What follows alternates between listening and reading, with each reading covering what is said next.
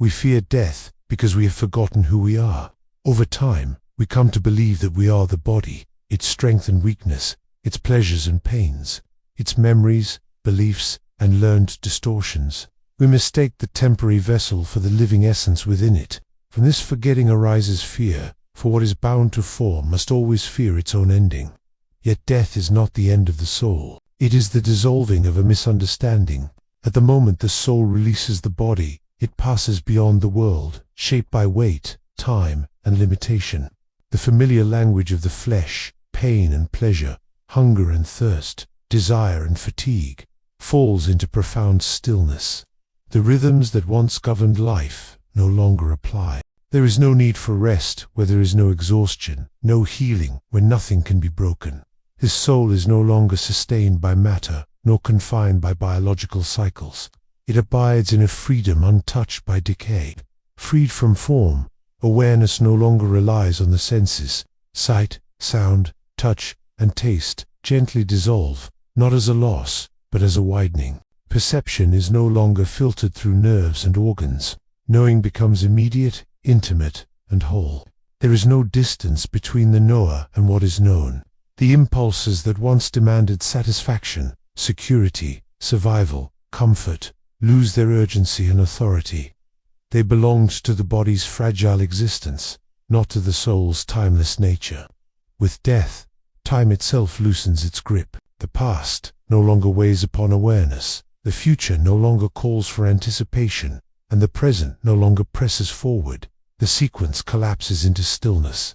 The soul steps outside of duration and enters a vast field of presence, where nothing is becoming and nothing is passing away. In the absence of time, there is no waiting, no urgency, no loss, only being, complete and unchanging. As this release deepens, inner turbulence dissolves without struggle. Fear, guilt, anxiety, and restless thought fade naturally, like echoes losing their source. These movements of mind were sustained by attachment to form and by the illusion of separation.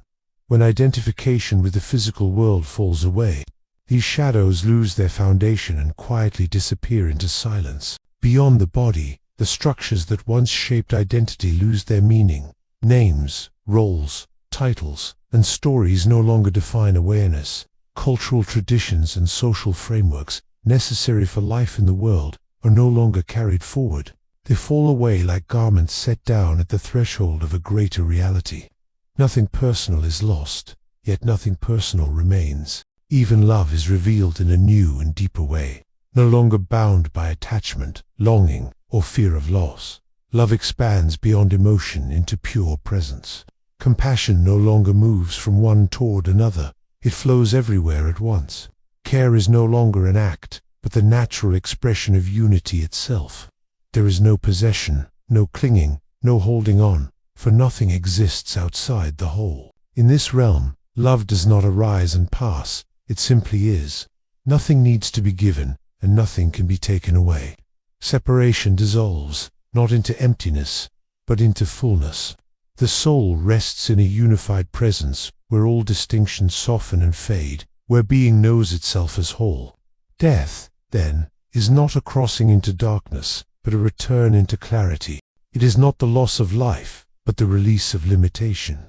What was bound remembers its freedom. What was divided returns to wholeness. And in that remembrance, fear gives way to stillness, and stillness opens into peace.